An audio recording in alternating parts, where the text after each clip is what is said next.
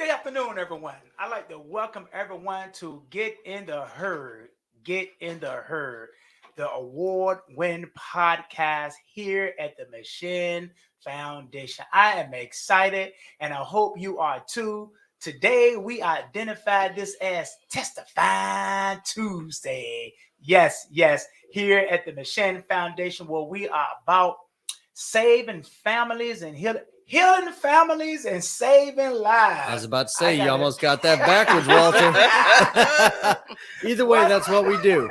Hey, man, what a mighty God we serve. Yes, I'm excited today. I'm excited today because every third Tuesday here at the Machine Foundation, they allow Breaking the Bondage of Addiction Ministry to go live on Get in the Herd Testifying Tuesday. And do we have a testimony today? Yes, we do. God is still in the miracle making business. If you were to look in the mirror right now, you should see a miracle. Yes, you are the miracle. Yes, here on Testify Tuesday. So I'm excited. I'm excited. You know, it was in the midst of this pandemic that we are still in the midst of. You know, when you look at what's happening in our community and around the world, a lot of agencies, a lot of facilities, or even a lot of church organizations, they shut down. But here at the Machine Foundation, they continue to run. They continue to run with their mission, their goal, their vision. And I'm excited to be about something that's working. And we was in conversation, you know, John, Honesty, and Jesse, and they wanted to continue to have the spiritual service that they always had. It has always been a spiritual service here at the Machine Foundation and Perspective. But they came to me and said, Walter, we want to do something a little different. So they asked me to bring in Breaking the Bondage of Addiction Ministry. And I'm excited. I'm excited about Breaking the Bondage Addiction Ministry. I'm excited about my co-host, Melvina G, Melvina Goodman. And this young lady, let me tell you, since the Machine Foundation allowed Breaking the Bondage Addiction Ministry to come in, look, there's a scripture in the Bible. It said, iron sharpeth iron. And I tell you, man, I need to be sharpened.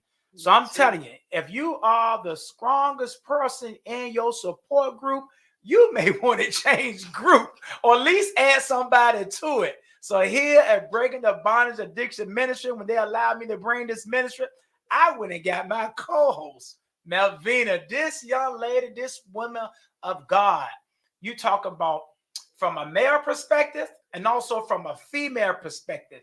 Come on, man. God knew what he was doing because God is both male and female. He created them. Mm-hmm. Yes, he did. So we try to put gender on God, whether he's male or female, but God operates in spirit, not only in spirit, but also in truth. And that's what I like about the Machine Foundation. They allow a spiritual ministry, non-denomination, to come into act. And that's what we do with Breaking the Bondage of Addiction Ministry. So I have my co-host over here to my side. I'm going to let her introduce herself. Then I'm going to talk about Breaking the Bondage Addiction Ministry. And I also have our guest today, Ashley J. I'm going to let her introduce herself. Then I'm going to come back and talk about Breaking the Bondage Addiction Ministry because this is Testify Tuesday. So real brief. Well, let me not say that because I'm never brief. But Melvina, can you just introduce yourself? And then I go here. Then Ashley, I'm going to let you introduce yourself. Then I come back here because this is what? Testify Tuesday. Take it away, Melvina. Oh, wow. This is so exciting. Thank you for inviting me to be a part of this journey, Testify Tuesday and Breaking the Bondage of Addiction Ministry. It's such a wonderful experience to to be a part of a ministry that is helping to change lives, right? And helping families to overcome addiction as their loved ones overcome addiction. And just to be able to see how God is always in the process of recovering lives and repairing lives and restoring lives. And so I'm excited to be here today co-hosting with Walter, as we listen to this young lady, Ashley, tell the story of the her journey to recovery. So thanks, Walter. Thank you. And real quick, I'm just let Ashley introduce herself before she unpack her story, because I tell you, man, you talking about when we're able to speak our testimony, when we're able to share our experience, our strength, and our hope, it helps other people to overcome. So I'm excited when she get to her story. But Ashley, just tell us just a little bit about you, and then I'm gonna jump back over here. We're gonna come back to you. So don't give us all at one time. Just give us a little bit. Come on. Testify Tuesday. That helps her now. Then y'all be ready for it. My name is Ashley, and I've been a participant in breaking the bondage of addiction for a little over a year now. And I'm just really glad you guys have me on here today. Now, look, I tell you, look, y'all see, straight to the point. I love participation like that. So listen, you guys, here at the Machine Foundation, again, we are about healing families and saving lives. And I'm excited. About the great work, John Shinholzer, who God bless him. We talking about the Moses. He is the Moses of breaking the bondage of addiction ministry. Let me tell you why I say that, man. Because in recovery is about taking risks, and a lot of agency organization, they don't do, what the Machine Foundation are the first one to do.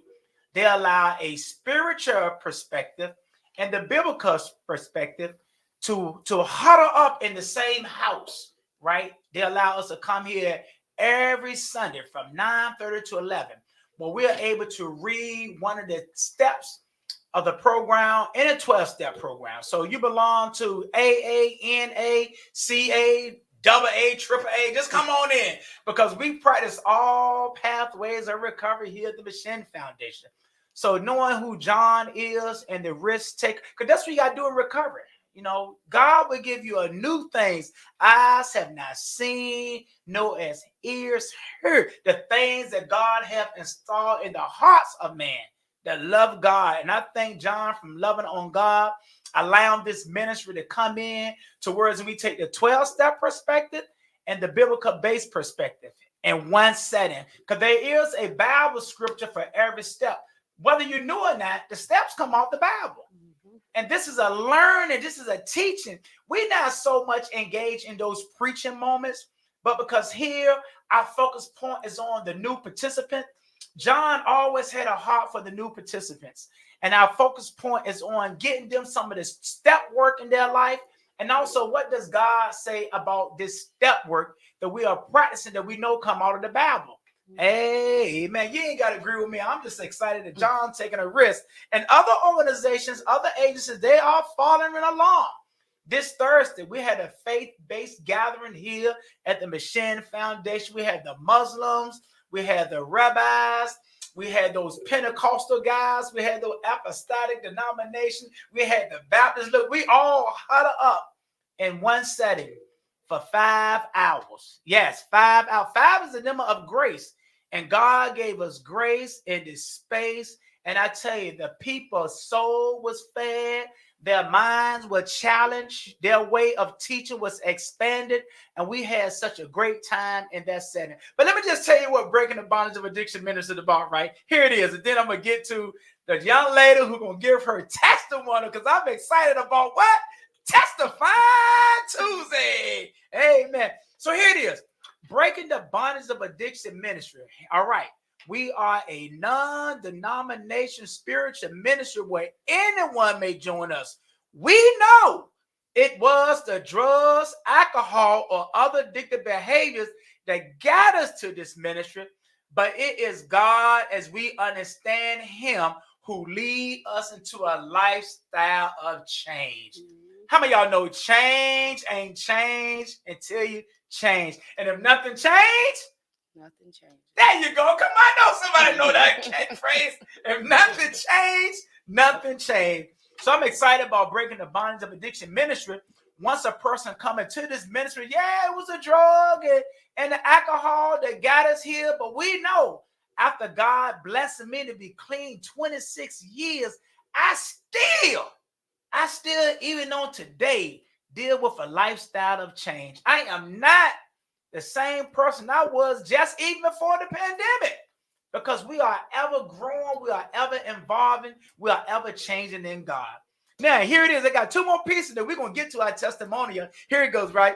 Breaking the bondage of addiction, mission goal. This is our goal. The Spirit of the Lord God is upon me because the Lord has anointed me to preach good tidings unto the meek. He has sent me to bind up the brokenhearted, to proclaim liberty to the captive, and the open of the prison to them that are bound. Come on, man. I'm not just talking about a physical prison, a physical incarceration. I'm also talking about your way of thinking. Come on. God said, let the mind of Christ also be in you. Have a renewal of the mind. How do we renew our mind? In a 12-step organization. They had 12 steps that will help you free you from you. That's how we renew our mind. So I'm excited about the mission here at Breaking the Bondage of Addiction Ministry, and also our goal. This is our goal. Hey, Melvin, you ready for the goal? I'm ready. All right, here you go. This is our goal. Our goal is to enlighten, empower, and equip. We're trying to get you prepared. Individuals with knowledge, understanding, and wisdom through the word of God concerning addictive behavior. What do God got to say about that crackhead? He loves the crackhead too. Come on, man. He understands our addictive behavior, man. He loves us in spite of us. Absolutely. Oh, I'm excited about a God who understands us when we don't understand ourselves. He takes time with us. He have patience with us. He have tolerance with us. Come on, man. God do for us what we don't even do for ourselves. God love us more than we love ourselves. He loved us so much that he gave his only begotten son. Come on, man. Come on, man. I'm going to leave that alone. I'm going to go somewhere. Look, they might put me out the machine. I get too loud. But when I get there, when I just think about the goodness of God and all he has done for us, I got something to testify about. Woo! Thank you, Lord. Thank you. Yes. All right, I'm going to calm down. I'm going to calm down. It's too late now. You Walter, you're putting my microphones through their paces these days, man. Now, you guys, y'all know that's the voice from above behind the scene. I enjoy that young man. I tell you, man, you talking about the third co-host. God always gave him an on-time word to speak on this platform. So thank you for that, Jess. I'm a calm down. I'm going to hold my mule. I'm going to slow it down. Oh, you're good, man. I mean, Testify Tuesday, do your thing. I mean, hey, you know, if I got to replace microphones, I got to replace microphones. That's how it is. That's a blessing. That's a blessing. Brand new technology. Let me burn it out. Come on. All right, Testify Tuesday. So yes, you guys, we are excited about Testifying Tuesday. And most important, again, my co-host, I'm always excited about her. She's going to help lead the conversation. Here we have with Ashley Jackson. And I tell you, man, I have watched her become a member of Breaking the Bondage of Addiction Ministry. I remember when she first came into the Mission Foundation, man, and to see where she at now, to see how her life has changed, has developed. You know, it was just a few weeks ago, we was walking in the hallway and she showed me a video and I was excited. She said, I want to be able to share my story. And I like, well, if I get you on a Sunday morning from 9:30 to 11, we already show videos. But I'm just so grateful. Nathan Mitchell, who normally be in this space, you know, God, I mean, he's the award winner, you know, of getting in the herd. He gave me this space. And because he gave me this space on Testify Tuesday, I asked Ashley to come into this space. So I'm grateful for Nathan, you know, who made a way that she could come in this space and share her story. But before we get to her story, I want to show you this video. I want to show you this clipping of the video of her. And when you see this video, I tell you, man, then we're going to unpack the video. She's going to talk about it a little bit. More like, you know, Melvin probably take over and we'll see how it goes. You just made that up. Testify Tuesday. I hate to be the bearer of bad news, but we don't have the video. We didn't set up the video. We were never able to set up the video, so that the video is not going to happen, unfortunately. Oh, wow. So I'm sorry about that. Okay. I wish I could play it on my phone and put it up here so you guys can see it. But yes, but even in this video, man, it talks a lot about the beginning, her beginning days. You know, we talking about 7 years ago. when she made this video and it went live. I would say that it went, what do they call it, viral, what do they call that? Okay, yeah, but it caught my attention. It caught my attention. I've been playing it, and I talked to my co-host Melvina, on this setting, just my co-host. On another setting, the assistant pastor. So let me stop, because we don't get caught up in titles. We talking about the work of the ministry, right? So on this setting, I love running things past Melvina. Because I'm telling you, man, sometimes I get caught up in here. And look, but here it is. I want to make sure you hear this. Too many people in your ear will make things unclear. So once I run it past Melvina, I don't run it past a whole bunch of other people. I trust that God is in her, right? So even after looking at that video, us being here, right? Us going through how we're going to look at the video, how we're going to expand, how we're going to bring Ashton to the conversation. I saw the video, Melvina saw the video, Ashton lived through the video. I wish I could view it with the people, but we don't have it right now. But I tell you, it was this one part in the video, again, and then this video took place 7 years ago. And this young lady is not in the place she was 7 years ago. But in that place, one of the things I heard her say was, one day I would get to look and see how far I have come. But in that video 7 years ago, Ashley, can you just unpack a little bit of what state were you in? I know here at the Mission Foundation, we deal with substance use disorder. We deal with healing families, saving lives. And even 7 years ago, for God to have you here at this appointed time, can you talk about where were you at 7 years ago in your mindset? So 7 years ago, I was in the middle of my substance use disorder, and I was finishing up a visit with my 3 kids, and I had to watch them drive away with my mother. And the only thing that I can think of now is that it was just my higher power, God, that just struck me. And I recorded this video because it was just something on my heart. And like one of the first things that came out of my mouth was that I hope that I'll be able to look at this later on and know that I survived something and that I got through it and that I overcame something. And it popped up so that was 7 years ago, really before a lot of trouble and pain came my way. And this, about a month ago, it popped up on my Facebook now, and it was just crazy how it popped up because my life is so different today. And it was another powerful reminder of like how things can change and how you can overcome things. So, Ashley, thanks for being here. Yes. So, tell us a little bit about your struggle, because you mentioned you made the video after your mom drove off with your children, right? So, kind of tell us a little bit about like what that felt like for you. So I have 3 boys. They are about to be 18, 17, and 8. And it's been a few years now. It's honestly been about 3 or 4 years since I've seen them because they live with my mother permanently. But at that time, 7 years ago, I was having visitation with them. But because of my behaviors and because of my addiction, I was only allowed to have like visits like at restaurants, or they had to be in like public places because I wasn't being a responsible adult, and I wasn't making good choices. And thankfully now I can see that. But in that moment, it was just, I realized that like I wasn't being a good mom.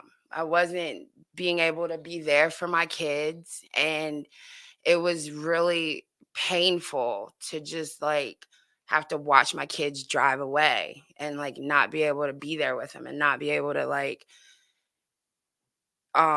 do like mom things. And then the other part of it was I was so deep in my addiction that like I didn't want to. I I was choosing other things instead of being with my kids. And so it was, and that feeling was really crazy because it was like part of me wanted to be there with my kids, but I also knew that part of me just didn't have that urge to fight for it. Yeah, and thanks for sharing that, Ashley. Even from a male perspective, there are times with the most honest, sure desire, to do the right thing, and it's like with our willpower alone, when we are dealing with a disease of addiction. Now today, I probably could say I'm dealing with the disease of addiction, but in that state, and I can imagine because we are more like the difference. In that state, I couldn't put a title, a name. What is the disease of addiction? It's like I just want to get high. I want to smoke some crack. I want to shoot some dope. Now that I learned a little bit, I'm educated. Now I understand I wanted to use. I understand the desire to use was stronger than the desire not to use. That's understanding the language, right, of the recovery community that help us to stay absent today. But in that state of being, it wasn't about a relationship with my kids. Like, I'm just trying to get. Matter of fact, they're in the way. Right. So Ashley, I'm grateful you had that saving grace. Your mother, somebody who was there, at the age of one. One of your children was at the age of 10, and the other was at the age of 11. To have someone to take in relationship, that's a blessing. We don't see it as a blessing because of our self-centeredness. We don't see how God was doing for us when we wasn't able to do for ourselves. Testify, Walter. I know you can testify to that. I was a mess, and I am so glad somebody prayed for me. Yes. But so how's your mother now? Ashley, because I want to speak on your mother, but we're gonna get back because you said something else. I'm gonna go back to, but when you say, "Oh, Mom Duke," how's Mom Duke now with the kids, Ashley? So again, like I'm so blessed because like so many people don't have the opportunity that like my kids aren't in the system. Like my kids, fortunately, they never had to see me in the state that I've been in multiple times. They My middle son, he's been on the honor society since he was like in middle school. Wonderful. They play basketball. Like they have a awesome life. And I mean, it's just one of those things that like I'm at the time I didn't see it. Like when I was in my self-centeredness and in like my darkness or whatever, like I just saw it as my mother was like punishing me. She was taking my kids away from me. But today I can say like I'm so thankful that like my kids have a safe place to be, and I'm so thankful for to my mother. We actually don't have like a speaking relationship, but I'm I can't say anything about it because like if it wasn't for her, I don't know where my kids would be and I don't know where I would be today. Well, that's wonderful. When you were talking, it just made me think about, like you said, hey, selected, I chose drugs Hmm. over my children, and there are so many women like you who may have fallen into that trap. So I want you to talk a little bit about, because I think in your video you said you chose drugs, but that didn't mean you didn't love your children, I like right? So can you talk a little bit about that? that. So like really at that point in time, and it wasn't even about the drugs so much, it was just like a feeling. I've I had been using or getting high or whatever since I was probably like 9 or 10 in some way, shape, or form. And now I've learned that it's because I felt uncomfortable. I never felt in place anywhere.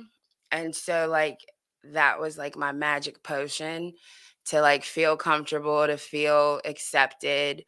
Um, and then, of course, as I got older, the potion had to get stronger. And then as the potion got stronger, it drove me further and further away from my family and my life that I had back then. And I just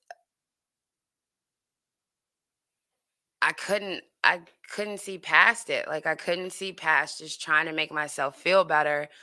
And they were my kids. They got in the way of me trying to capture that feeling, Mhm. because it basically there was just like this hole inside of me, and I couldn't figure out how to fill it. Like I couldn't. There was past traumas, like in my childhood. There had been a lot of abuse throughout my life, and it was just I couldn't get past it. Mm.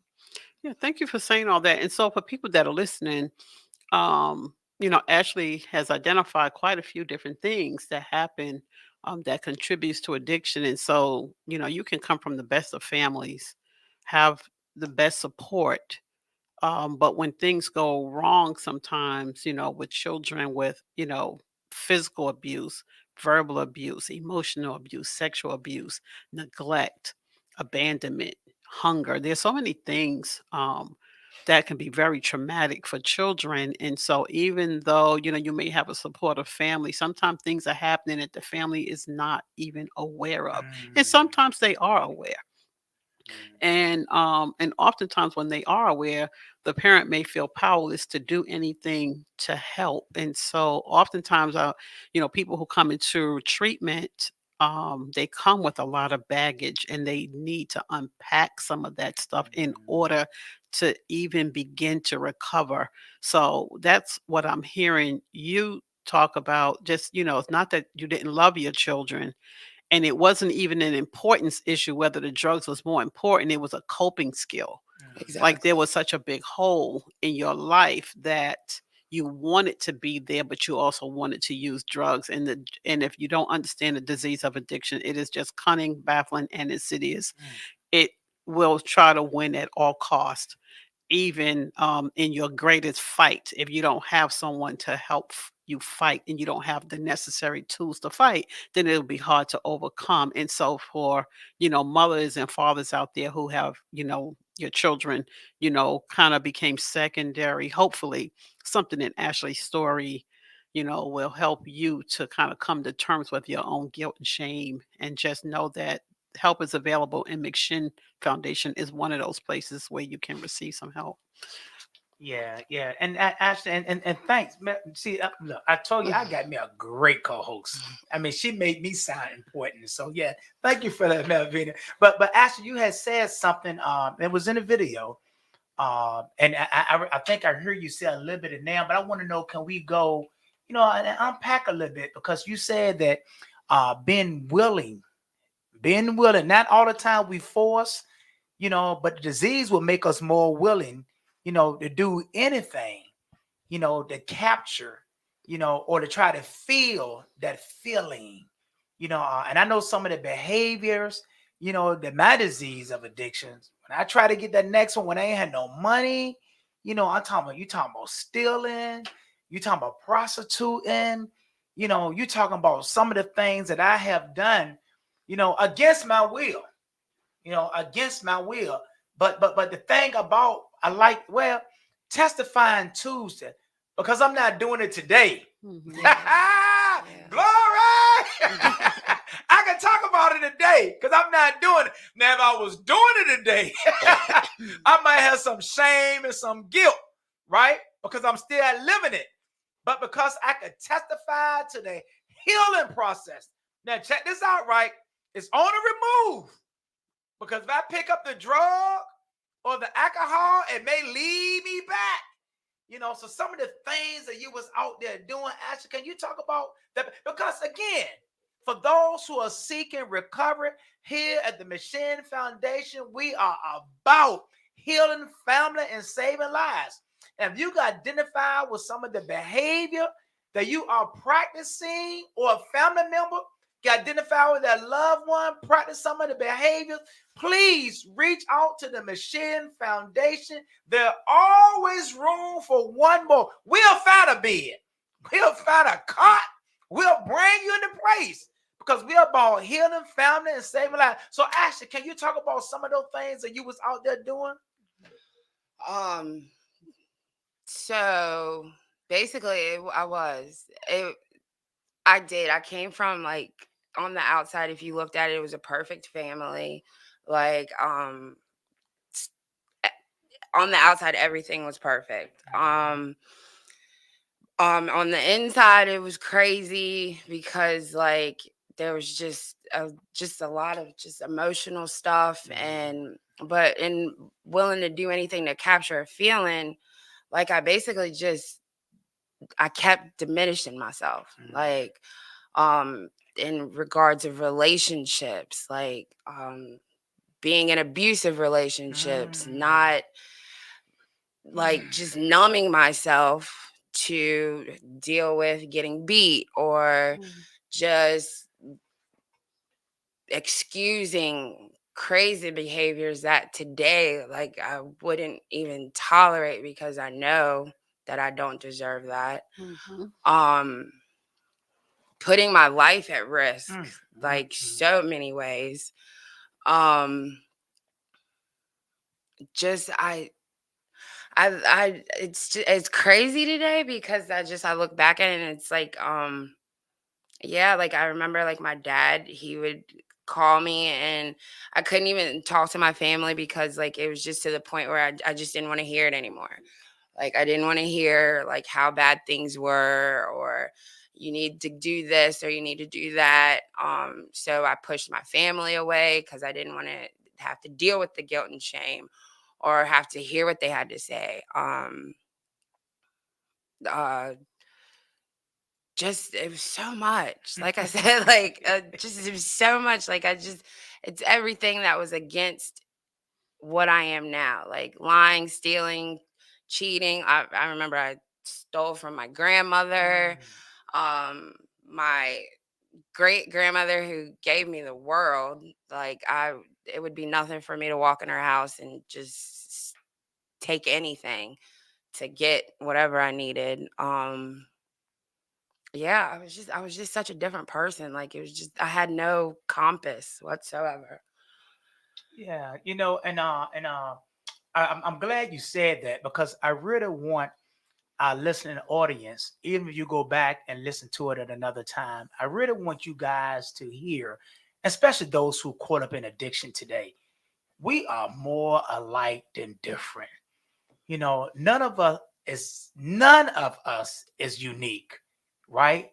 The only difference between me and you is that I'm telling my story, and you're living your story. That's the only difference. So I'm telling mine, you may be living yours, but if God gets you to a place like the Mission Foundation, we're talking about healing family and saving lives. If God get you to a place like the Mission Foundation, that you too, and look, if you out there and you've been in a recovery atmosphere before, look, man, come back here. Let's get it back on track. Come on back up. Come on in the room. Come on. Okay, I'm gonna stop saying. I don't know, Melvin. You ain't got it. Everybody know I can't sing, but I get excited when I think about Testify Tuesday. I get excited, man, to have a place, here at the Mission Foundation, to watch Ashley, over a year ago, man, she done come in and watch how, she have done the work, so let's talk about a little bit of the work you done. Come on, talk about, because I'm not mistaken. I know you got the sponsor, you're doing the step work. Yeah. Let me shut up. I'll let you tell it, because I'm telling you, man, look, they come in, right? Because God has blessed me. I remember when I went through a treatment program, right? I went through a treatment program, and I stayed clean for 46 days, Melvina. But the same night I got on the treatment, I got high. The therapist told me, you the right addict, but it ain't your time. But I'm grateful. I'm grateful for the seeds that was sown. I'm grateful for the words. I'm grateful for the facilitators who ran the group. I'm grateful for the therapist because it reaped in its right season. So I'm glad I was there. I watched when she came in, man.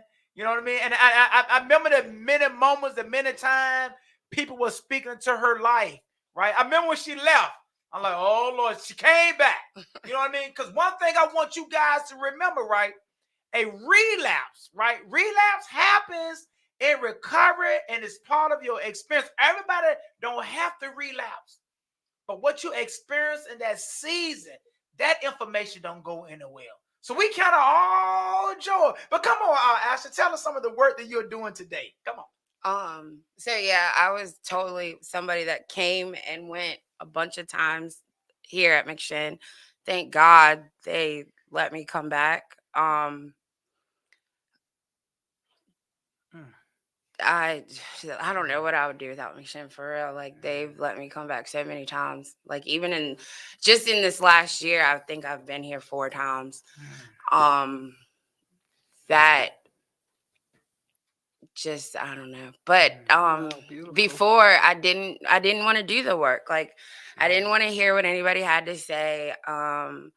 I was chasing after my ex that I just knew it was like Romeo and Juliet or whatever. And like everybody was wrong. They were just didn't know what I knew. And I just knew I had it. And of course, as soon as I left, took me about 2 days and I relapsed. Then I went through about 3 months of like a crazy run and things that I'd never like had happened before in my life. Like I remember I had to sleep in like an abandoned house for like 3 weeks. And if anybody knows me, they know that that's not what I do. And like, it's just my life went so down. But so this time, like I came back on my own. It wasn't because the court suggested it. It wasn't because like I was trying to get out of trouble. It was just my disease and my life had just beat me to where I couldn't stand up anymore. And so I came here to McShin and I said I'll do whatever. Like whatever I need to do, I will do it because I'm tired. And I remember actually a couple people that work here, because my ex was actually drove me up here because I tricked him into driving me up here so I could come get help. And a couple people that work here had to sneak me out of the back of the building so he wouldn't see me. And I was able to go stay somewhere safe for a few days and come back here. And I just hit the ground running. Like, I just knew that this time I needed to listen to what people told me. I needed to forget everything that I thought I knew. I needed to talk to people. I needed to get a sponsor. I needed to open up my basic text. I needed to take notes when I would sit in groups. Like, and I started just doing the work. Like I started talking to a sponsor. Like when I would go to a meeting, I would always like put it into terms of like when I was using. So like if I wanted to get a fix or get off E, I wouldn't mind going up to somebody and getting a phone number. So if I wanted to get off E in my recovery, I needed to get a phone number from somebody who was recovering. And I did that. And then I found a sponsor, started doing work with her. I started helping out here at McShin. And I started just like getting outside of myself and stop being selfish and start being honest. I went to therapy. I got on meds, like all the things that just everybody told me to do for like years. I finally said, you know what, maybe I'll do it. And I mean, it's just in my first like 20 days of being clean. I got a job. I just so many great things. Like I came here with like one dress, a phone, and a phone charger, and I had so many more things now that like it's just crazy. And I remember like one day I had to go and move houses, and I remember my roommate, she bought me some storage totes, like some Rubbermaid totes. And it was crazy because like I had never, for like the last like probably 10 years, I've never held my things in anything except like a trash bag. Wow. And it was like the most crazy feeling in the whole wide world that like I had totes to like hold my stuff in. And I don't know, it's just stuff like that that's just been crazy amazing. That's just been awesome this time. But I mean, it You know what worked. it sounds like don't to knock me? the trash bag though, because that's like that's kind of the official suitcase of like the halfway house. You know what I'm saying? That's the force behind Yeah. it. Like Don't they knock issue the trash they issue bag. your Don't your knock the your trash vape pen and your trash bag, and you're you're good to go. Yeah, you know, Ashley, as you were talking, you know, one, it kind of took me back to my own early recovery when you said, I like what you said about um, being on E, and it's like, okay, so I decided I could ask for a phone number, Mhm. right? So just practicing the principles of like I need help. But one of the things I'm listening to you, and this is Testify Tuesday, and you are definitely Yes, testifying. she is. And so I hear you, I hear the hand of God Mm. throughout. I hear it and I see it Mhm.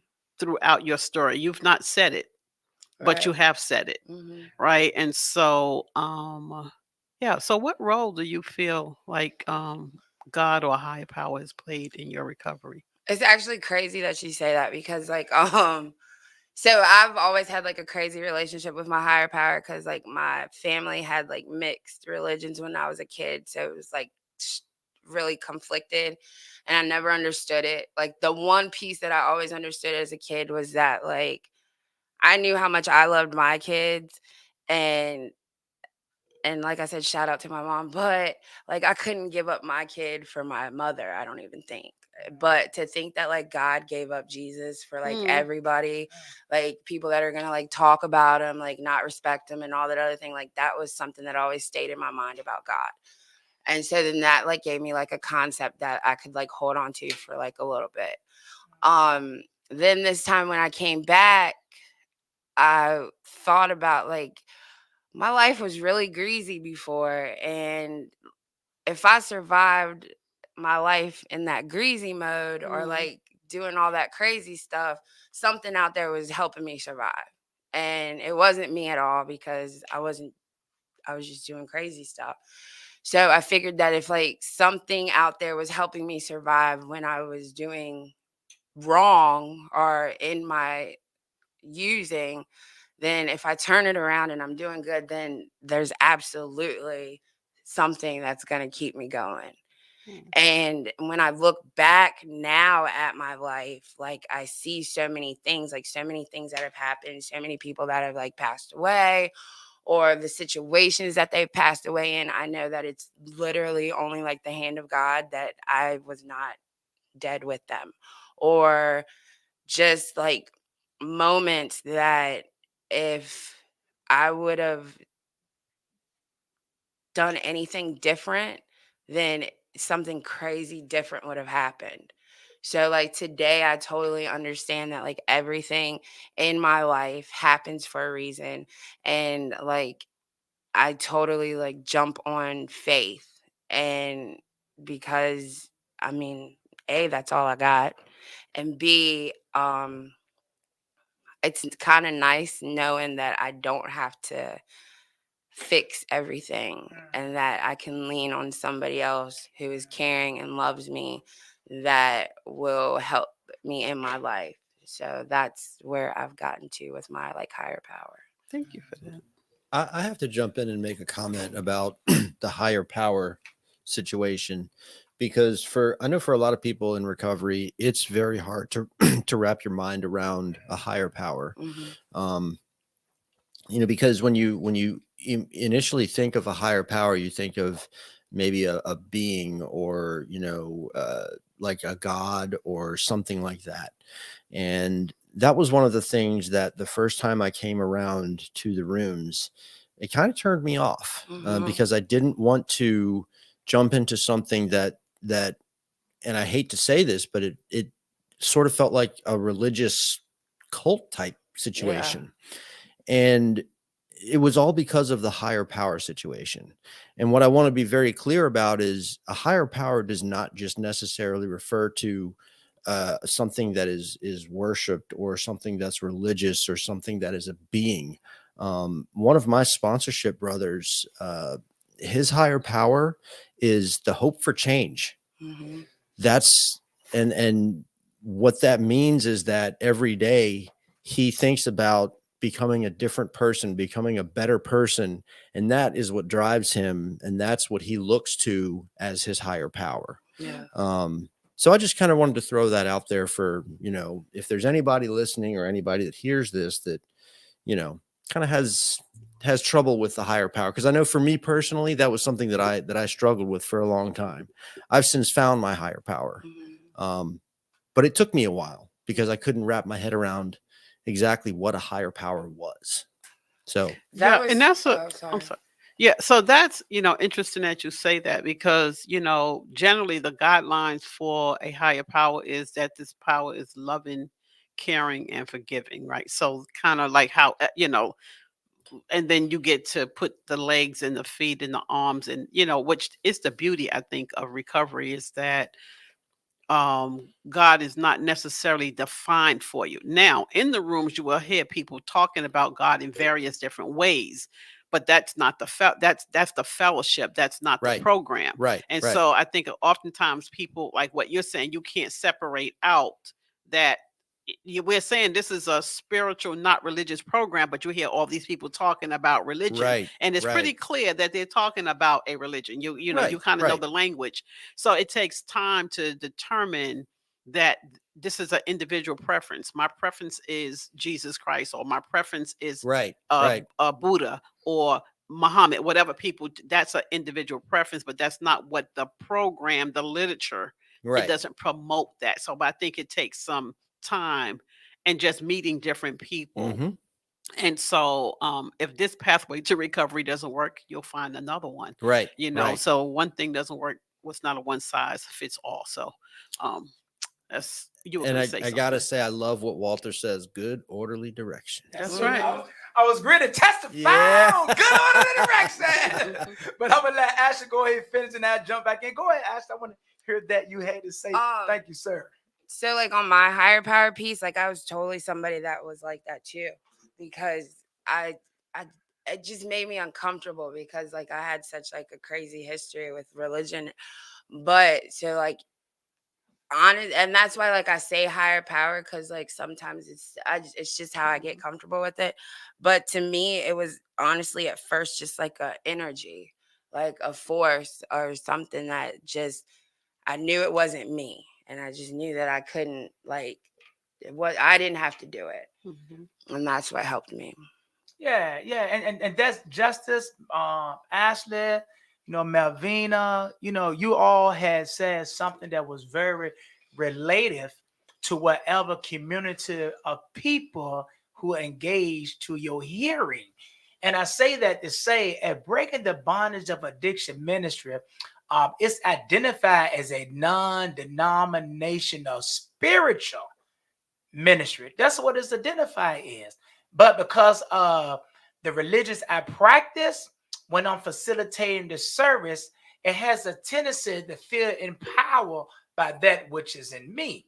Now, if another person were to come up and say a prayer, in which they do, I have heard people pray to Allah because that's the spirit that dwells within them. Mhm. And in that place of a non-denominational ministry whatever your encounter, whatever your teaching, whatever your relationship, it is welcome.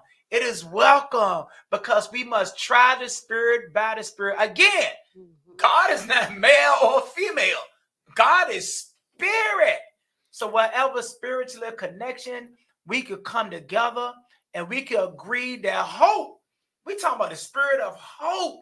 That's what I like that. I also like the fact that even at Breaking the Bondage of Addiction Ministry and other 12-step fellowships, right? We have atheists, we have agnostics, all of us fellowship together because, like you said, Justice, we just could keep it simple, good, orderly direction. If you don't want to take it from a spiritual perspective, let your PO tell you. Let the court order you to come. However, you get to a place where change take place. Because we know at Breaking the Bondage of Addiction Ministry, it is the drugs or the alcohol or other addictive behavior that got us in that place, but it's God as what we understand him. So whatever your understanding may be, that help us to deal with a lifestyle of change. Because what we want to do, we want to change. And change ain't change until you change. And if nothing changes, nothing changes. Well, y'all almost caught on. But yes, I'm grateful. I'm grateful for this time. Again, that the Mission Foundation, John, when God gave him the vision over 17 years ago, and here we are today. At this set time, we never thought, Ashley, when you played or you lived that video experience 7 years ago, we never thought that 17 years later, when you was looking for a change, when you want to be at a platform, you could tell your story. We never knew. We never knew that Nathan, he was going to be, Get in the Herd was going to be an award-winning podcast. That Nathan Mitchell said, I'm going to take this Tuesday off. So Breaking the Bondage of Addiction Ministry could set in so we could bring Ashley in as the host. That this is something you encountered 7 years ago. But God's plan was greater than that when he gave it to John Shinholzer over 17 years ago. And just because we in place, because God want to use whoever is available. That's one of those spiritual principles. Availability, accountability, who's faithful, who's loyal, who's committed. That's what I like about that man behind the scene. Every now and then you hear his voice, Justice. Like right now. He have shown himself faithful to the ministry. And here we are today on Testifying Tuesday. So I'm excited. I'm excited about everything that was said. Sister Melvin, you have any closing remarks? Well, wow. This just been really, I feel encouraged listening to you. Just tell us your process of kind of being in a place of just hopelessness and to see your life turn around. And so I can't wait to see. Well, I know you shared with us earlier that you currently have a job. And so you said in your video, you don't know, what was it?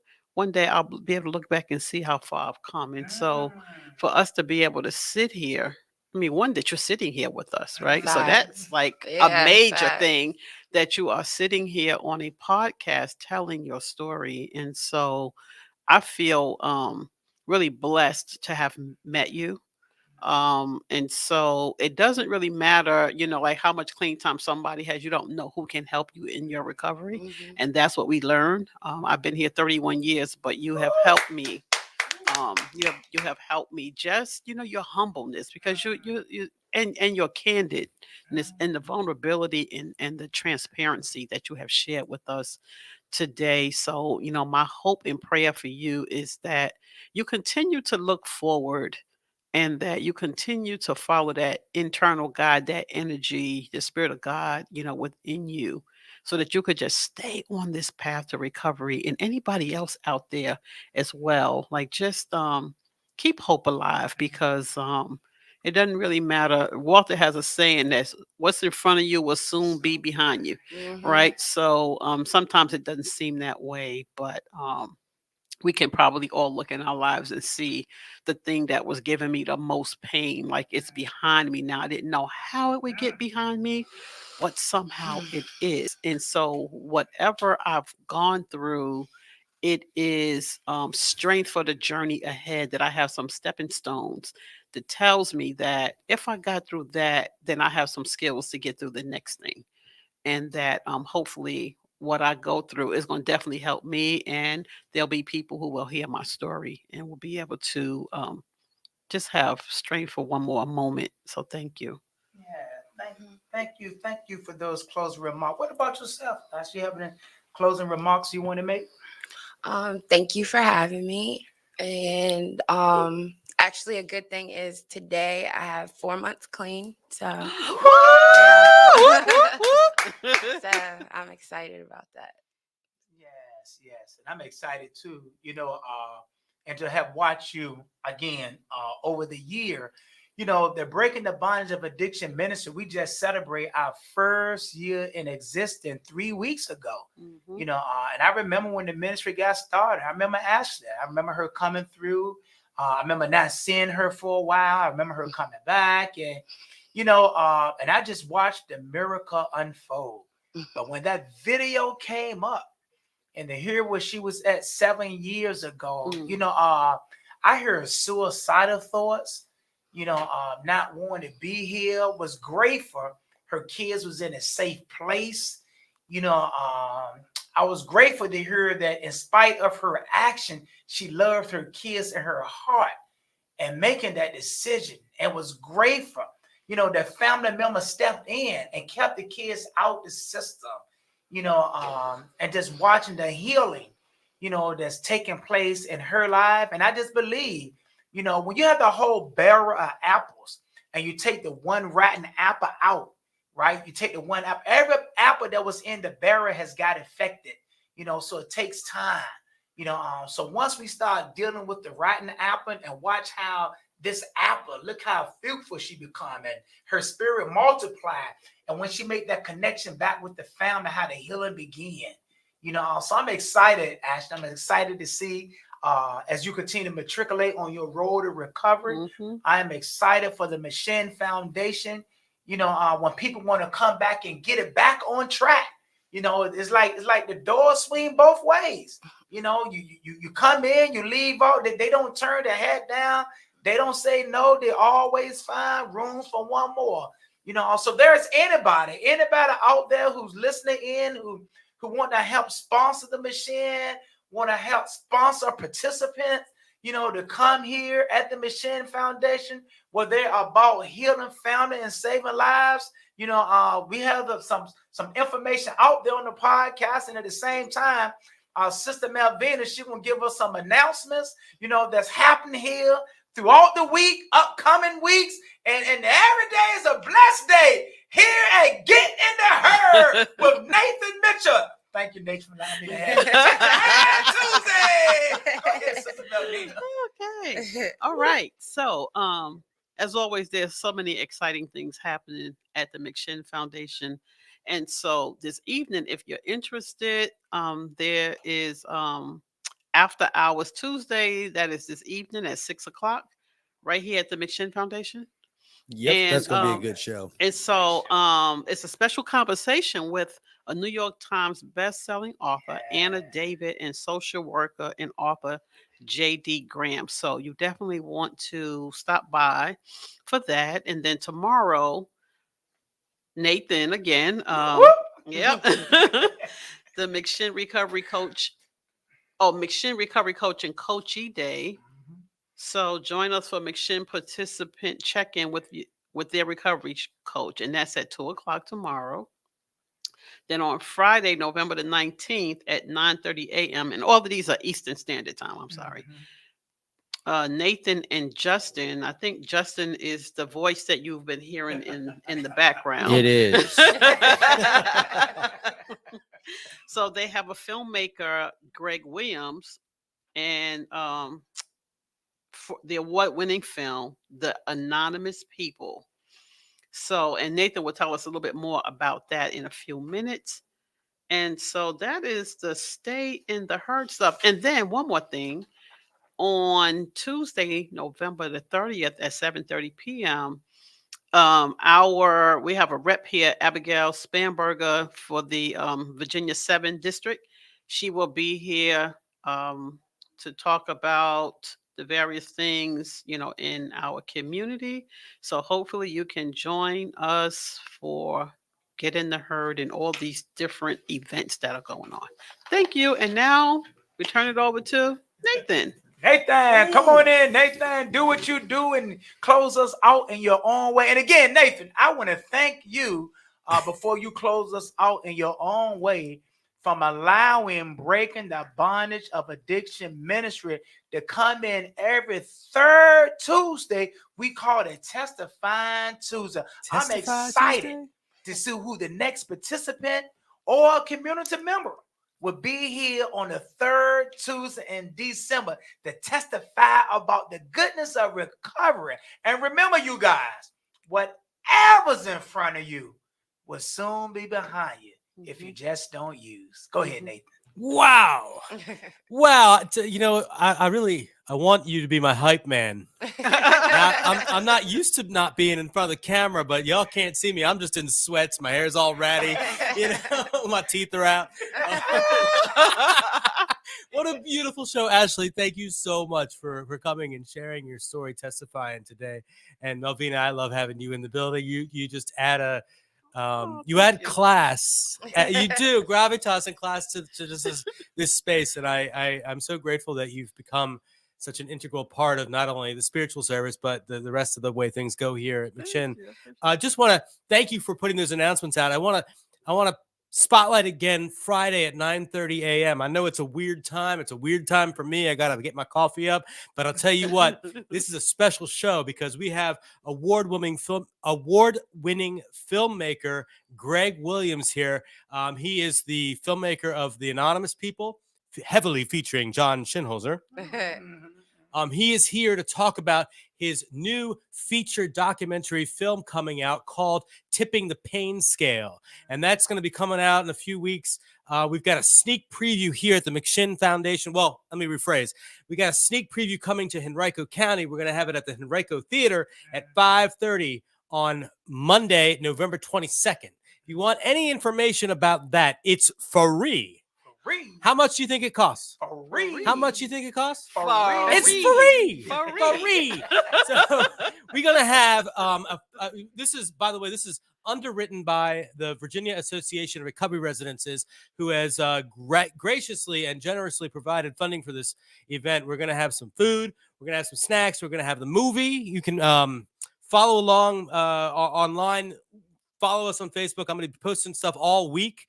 The movie it's a true story. It's about a bunch of different individuals and how they've overcome addiction problems and gotten into the solution. And a lot of this takes place right during the pandemic. So this is raw, this is real, and this is pretty freaking amazing. So I'm excited. I got to see this when I was in Vegas, hanging out with Macklemore and stuff. And so I'm in. And so we're also going to have on that Monday, right here in the studio on the 22nd at 2 p.m., we're going to have another special Get in the Herd podcast with Joseph Green. He's a spoken word artist who opened for Macklemore in Vegas. He's out of Springfield, Virginia. He's going to be here in the studio to talk, share some wisdom. He's also heavily featured in the movie. And then Joshua De La Rosa, who is a Boston cop who did some amazing work out there. He's going to be down here from Boston. And then Greg Williams, they're going to have a panel to talk about the movie. So if you have any interest in the movie, hit us up, here in the comments. I'll get back to you there. I can tell you how to get that free ticket. Thank you very much. Y'all are amazing. I love Testify Tuesday. Thank you. Okay, bye. Nate was going to take us out in his own way. I thought we were. I thought he was.